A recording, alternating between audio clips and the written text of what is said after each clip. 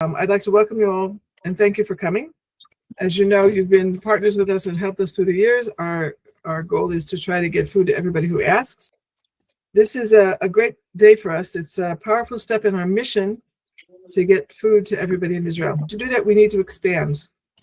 We've invited Mr. Gittler, who's our partner from Leket. He's the chairman of Leket, to say a few words. I want to start off by saying how wonderful this partnership is. You know, for those not familiar with Leket, Leket is an umbrella organization which rescues excess food, fruits and vegetables. And when it comes to fruits and vegetables, we have no greater partner in the state of Israel than Yad Ezra V'Shulamit. Okay? We have no other partner that is able to take the amounts of fruits and vegetables that we throw at them. And it is very rare that I come there and there's not a Yad Ezra V'Shulamit truck. I see these trucks day in, day out at our distribution center, making sure that the excess fruits and vegetables that we get our hands on ultimately make it to those who need it, which is, of course, the poor of Israel. That's what we're here for tonight. A lot of Israelis really struggling to make ends meet, especially those who work in areas connected to hospitality or tourism, who had solid jobs and were able to make a living, and suddenly, because of the changes in the economy wrought by the war, need help. And so, you know, I'm here this evening to tell all of you on the call, especially those of you who are the strong supporters of Yad Ezra V'Shulamit, how important the center that Yad Ezra V'Shulamit is trying to build. It's to the benefit of the needy of Israel. It will allow Yad Ezra V'Shulamit to hopefully double the amount of food packages they're giving out. It's a big project. It's a lot of money. And so hopefully the generosity of the people on this Zoom and the people who couldn't make it, that of course Yad Ezra V'Shulamit needs your day in, day out support for what they do. This is a special and important capital project. So of course it would be wonderful for people thinking of large capital gifts to hopefully come through and make sure that this big project happens. And frankly, the sooner the better. The needy of Israel are waiting for this. יוסף, אני רוצה להודות לך באופן אישי על האכפתיות, על האחריות הגדולה שאתה מגלה על כלל עם ישראל. תודה, תודה, תודה. ואני מודה לך על האשראי שאתה נותן לנו, שיתמכו בנו ויעזרו לנו. עוד פעם, תודה. So, before we go forward and what our vision is, let me tell you what we're doing today. So, we're giving out 12,000 food baskets every week. That means if there's 5, 6, 7 people per basket, you're talking about feeding 50 to 70,000 people every week. We have 95 distribution points throughout the country. We're giving away 65,000 food baskets for Rosh Hashanah and for Pesach. We have 4 warehouses. There's Elifelet and Tzfat in the north, Jerusalem, and Bat Yam. We have 15 trucks and 4 children's centers. There's hundreds of kids that come in every day to our children's centers throughout the country. They get a hot meal, they get help with their homework, and they get a chance to break out of the cycle of poverty. We're trying to make sure every child has food and a future. Ravari also started a nonprofit wedding house. There's orphans who don't have a way to make a wedding. So he provides weddings for these people who can't afford a proper wedding. Our mission, like yours, is to break the cycle of poverty and make sure everybody has food to eat. We have 5,000 people on a waiting list for a food basket. Ooh, we're turning away people who need food. The national distribution center that we want to build, the warehouse in Hartuv, is a solution to reaching them. You know, it's very painful. I see the emails and the applications and the phone calls when somebody says, you know, my husband lost his job, we don't have money for food, can you help us? Hurts. And another part of that is that, you know, we can get food for free from many sources like Leket and companies. I'll give an example. Tnuva is the main milk company in Israel. They provide milk products. They give us a tremendous amount of free food. So they'll say, you know, we have yogurt that's only good for, 10 more days. Can you take it? Okay, so I can't give it all out in one day. So where am I going to put it? So I can't take it because I have no place to store it. They just released the poverty report from Bitur Leumi, which is the Social Security of Israel. 2 million people in Israel live below the poverty line. 880,000 children.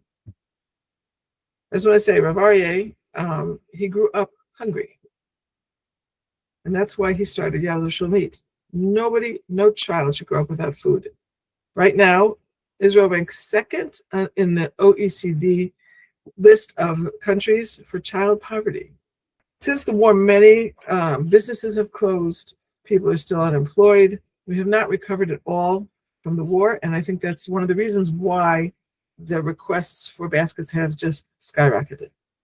The organization purchased a plot of land in Hartuv. Hartuv is in the center of the country. It's across from Beit Shemesh, if you know Israel. It's a little bit south of Tel Aviv. We purchased a piece of land that cost $4 million to build a 4-story warehouse. So why do we need this? Why Hartuv? It's central, right? Even though we have warehouses in the north and the south, we have 15 trucks. You can imagine how much our gas bill is. 15 trucks driving all over the country to 95 distribution points. If you have a place, a national food distribution center in the center of the country, it will save a fortune of money on gas and transportation and get food to people faster and quicker. Right now, we are giving away 12,000 food baskets a week. When we build this facility, the national warehouse, we'll be able to give 24,000 baskets a week. We can double our output of food baskets for poor people. That means 50 to 60 to 70,000 people more a week will get food. That's an enormous amount of people. Again, it's painful to turn away people. They're not asking for luxuries. What are they asking for? They're asking for a basket of food. Okay, the second thing we need is a place for volunteers. As you can imagine, packing 12,000 food baskets, Leket will send us a huge crate of onions, potatoes, whatever it may be. But we need a bag of 20 potatoes per family. And there's so much free labor, so to speak, available with poor groups and the army and seminaries and yeshivas and schools and Jewish Federation coming into us. Everybody wants to come and do something and help Israel, and they can help pack. And we don't have the facility. We have warehouses. They're not conducive to volunteers coming. This would allow us to capitalize on this free labor of helping packing these food baskets. We need a place to store food. I'll give you an example. Right now, everybody's wondering, is there going to be a war? Is there not going to be a war? So in previous situations, in previous wars, the last few wars, for years, actually, Yad Ezra V'Shulamit under Rav Aryeh's direction would send our 15 trucks from bomb shelter to bomb shelter, getting food to people trapped in shelters with no access to food. In the last war, there is a widow that she lived on the 4th floor. We took her food, right? And she said, what am I supposed to do? A siren goes off. I have to go down 4 flights of stairs, and she needs help going down each step, right? And then by the time I get there, the all clear comes. And then if I go upstairs, who knows? If there's another siren the other day, they just end up staying in the shelter.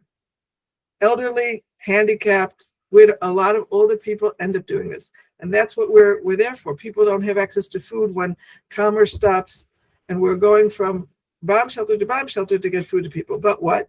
The food we give away when there's a war is totally different than the food baskets. Food baskets, is we get the produce from Leket, and then we add the chicken and the challah and the rice and the noodles and everything that a person needs to make food.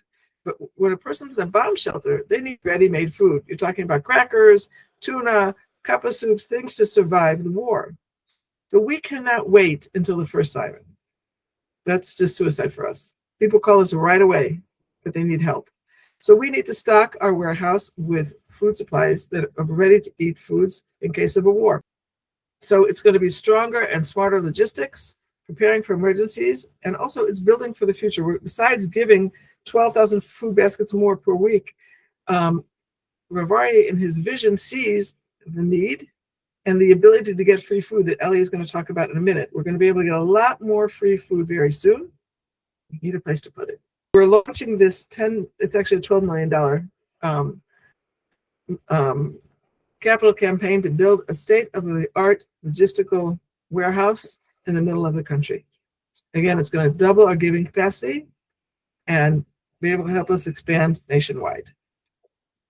Okay, since Rav Aryeh doesn't speak English, we've recorded him and put subtitles so you can hear a word directly from him. שלום לכם חברים יקרים, אני מודה לכם מאוד, ממש מקרב לב, שאתם הצטרפתם יחד איתנו פה לשידור. אני כילד גדלתי בבית שלא היה.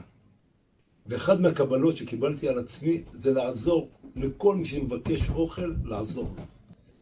הארגון היום ברוך השם מסתעף בכל הארץ, והחלטנו על ידי עצה עם אנשים חכמים להעביר את המרכז הלוגיסטי של הארגון ליד בית שמש. זה נקרא הר טוב. הפרויקט הזה הוא פרויקט גדול מאוד, הוא יעזור לנו מאוד, בראש ובראשונה לתת מענה לאלפי משפחות שעדיין ממתינים. זה יעזור לנו מאוד מאוד בלוגיסטיקה של כל המערכת, ומעל הכל נחסוך המון כסף בניידות של המסעיות שלנו. היום הארגון מונה 15 מסעיות שאוספים מזון בכל הארץ כל הזמן, ממש 24 שעות ביממה. המטרה ששמנו לעצמנו עכשיו זה הבנייה של המקום. הפרויקט הזה הוא מגיע בערך ל-50 מיליון שקל. רכשנו את הקרקע, אנחנו רוצים לצאת לעבודה ולהעביר את המרכז לשם. אני רוצה שוב פעם להודות לכם, כל אחד וכל אחת שהצטרפתם אלינו, ואני פונה אליכם בשם כל המשפחות. בואו תושיטו אותנו יד. תעזרו לנו שנוכל לענות לכולם בחיוב ולהמשיך לעזור לעם ישראל. כאן המקום להודות ליוסף גיטלר ולכל עמותת לקט ישראל שעושים עבודה נפלאה. תבורכו. תודה רבה על העבר, ואני מודה לכם על העתיד. So now let's just get into a little bit more detail with what the National Food Distribution Center is about.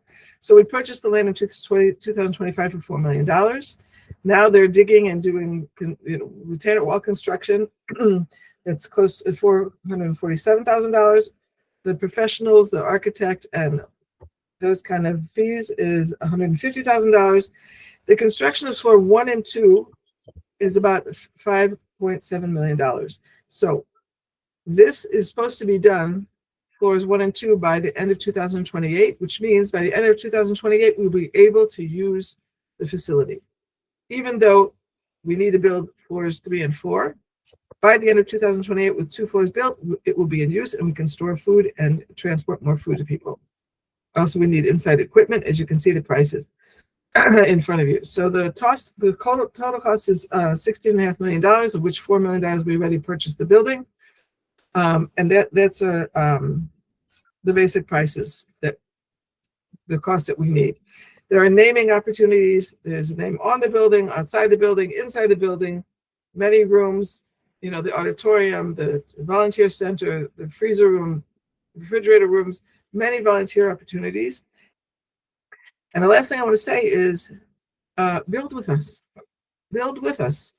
We've never taken on such a project. This is the right thing to do to help every widow, orphan, and child in need have food, and every family who needs help. And we want to ask everybody on this call to do 2 things. Number 1, join our committee, a building committee, to help us find the people, the foundations, the federations that would be interested in such a project. And number 2, we would like everybody here, I know you give every year, you've been our friends and partners for years, to make an additional donation and a pledge over 3 years to help us build this facility. So I thank you again for coming. I want to ask Eli Kafif to say a few words. And please join us in our mission. I know you, just like we, want to get food to everybody. And together we can do this and help more people have food in Israel. I want to share another reason why our new logistics center in Artov is so important. We are currently working on a new law similar to existing laws in Europe. Today, big companies and supermarkets don't have give away the food they don't sell. It is easier for them to destroy it.